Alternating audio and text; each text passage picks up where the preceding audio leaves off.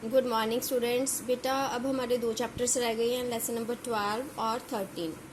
ये दोनों चैप्टर्स आपने बुक के ऊपर करने हैं, नोटबुक के ऊपर किसी ने ये वाला चैप्टर नहीं करना। इन दोनों चैप्टर्स की चेकिंग भी नहीं होगी, ठीक है। तो आपने इसको प्रॉपरली कर लेना है। और हम ये चैप्टर स्टार्ट करते हैं। Lesson number 12, the name of the chapter is triangles. देखिए बेटा, आप ये चैप्टर फिफ्थ में भी करके आए हो। ट्रायंगल की डेफिनेशन क्या है? A plane figure formed by three non parallel line segments is called a triangle. Non parallel क्या होता है? अब पैरेलल क्या होती है? ऐसे पैरेलल ऐसे होता है। अगर हम थ्री लाइन्स लें पैरेलल तो ये ऐसे है।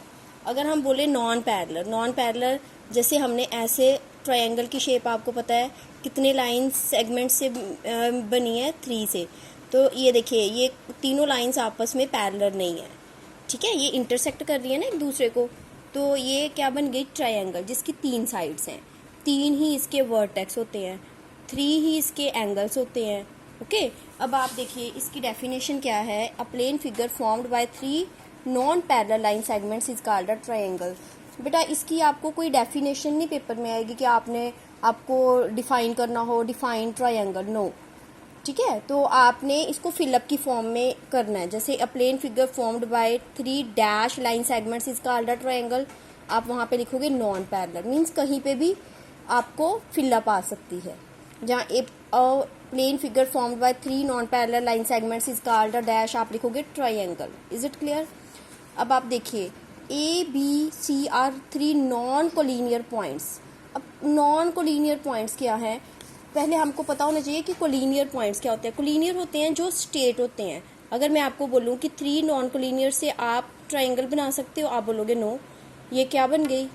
लाइन सेगमेंट बन गई। नॉन कोलिनियर मीन्स आपके दो पॉइंट जो हैं कोलिनियर होंगे और एक पॉइंट नॉन कोलिनियर। एक पॉइंट आप कहीं पे भी लगा लो, देखिए थ्री नॉन कोलिनियर पॉइंट से आपकी क्या बन गई? ट्रायंगल। उसके बाद देखिए, ये देखिए आपके पास ट्रायंगल है A B B C C ए।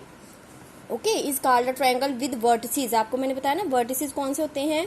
जहाँ पे लाइन टू लाइंस मीट कर रही हैं उसको हम बोलते हैं वर्टिसेस। ए बी और सी, थ्री वर्टिसेस हो गए। फिर उसके बाद देखिए, the triangle with vertices A B and C is generally denoted by the symbol triangle. ये होता है ट्रायंगल ए बी सी।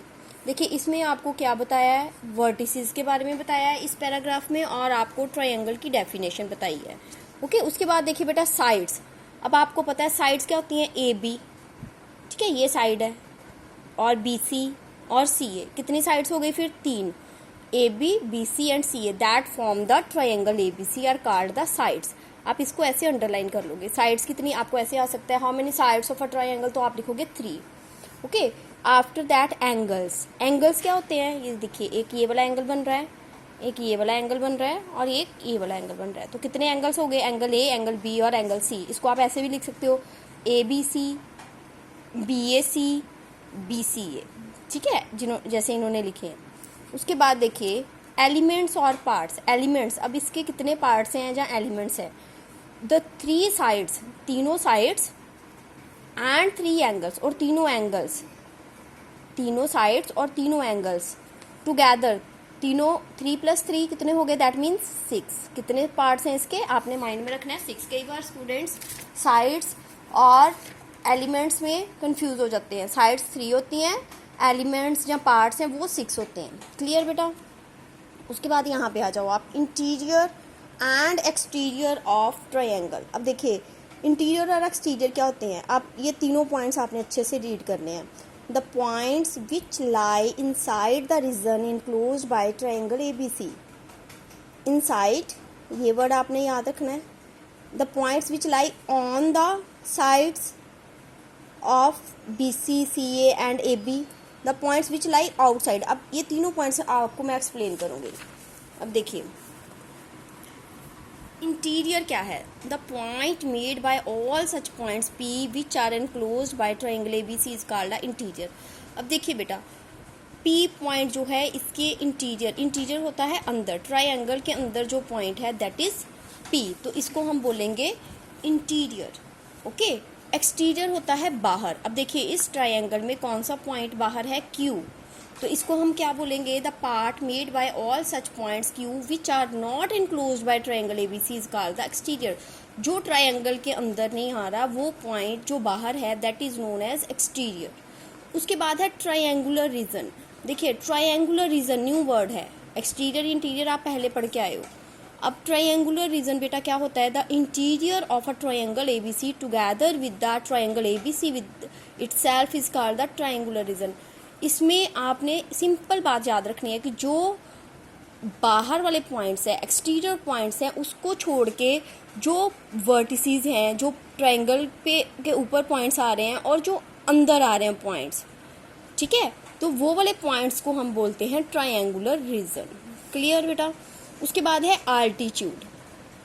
अब आल्टीट्यूड क्या है, altitude the perpendicular drawn from the vertices of a triangle to the opposite side is known as the altitude। देखिए बेटा altitude क्या है, अब परपेंडिकुलर होता है जो 90 डिग्री का एंगल ड्रॉ करता है।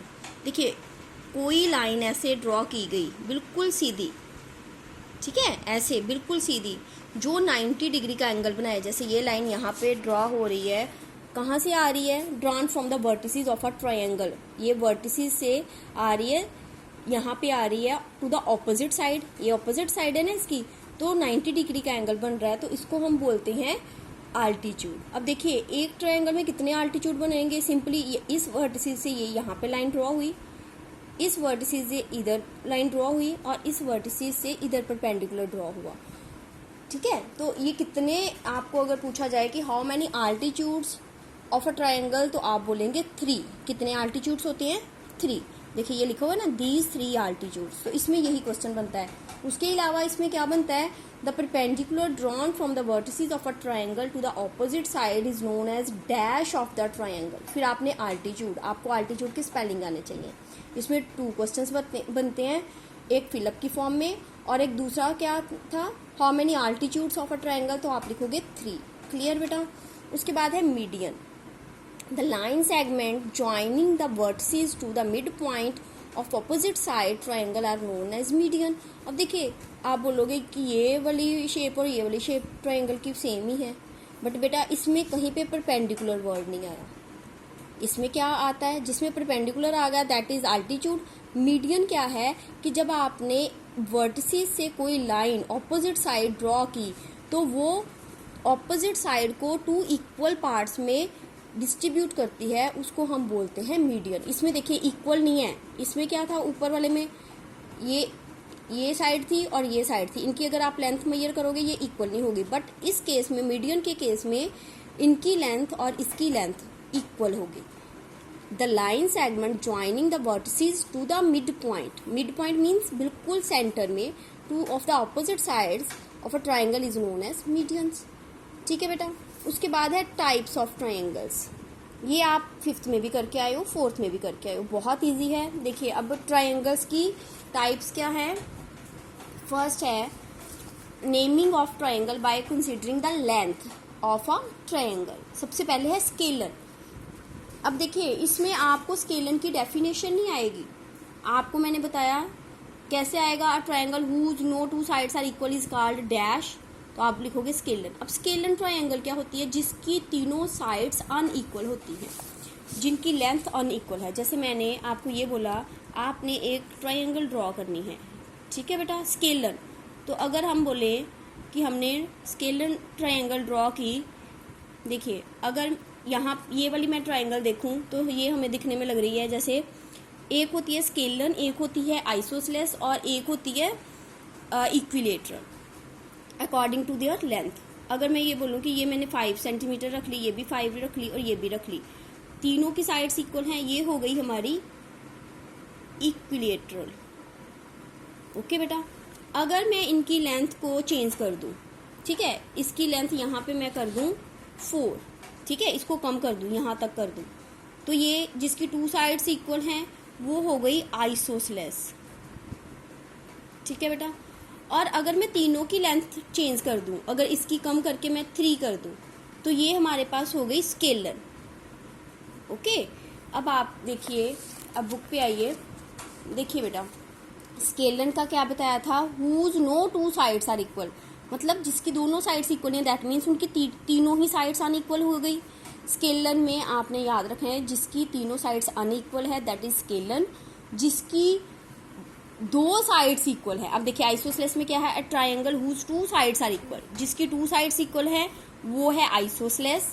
और equilateral, a triangle whose all sides are equal, जिसकी तीनों साइड्स इक्वल है वो क्या है, इक्विलेटरल। उसके बाद है बेटा naming triangles by considering the measure of their angles, ये भी आप पढ़ के आए हो। देखिए first one is acute triangle. Acute means a triangle whose all angles are acute. Acute होते हैं 90 से नीचे, is called an acute angle triangle. देखिए अगर हम ट्रायंगल की तीनों एंगल्स को प्लस करें तो ये होता है 180 डिग्री। दैट मीन्स अगर हम तीनों एंगल्स देखें, एक्यूट मीन्स ये भी 60 हो गया, ये भी 60 हो गया, ये भी 60 हो गया।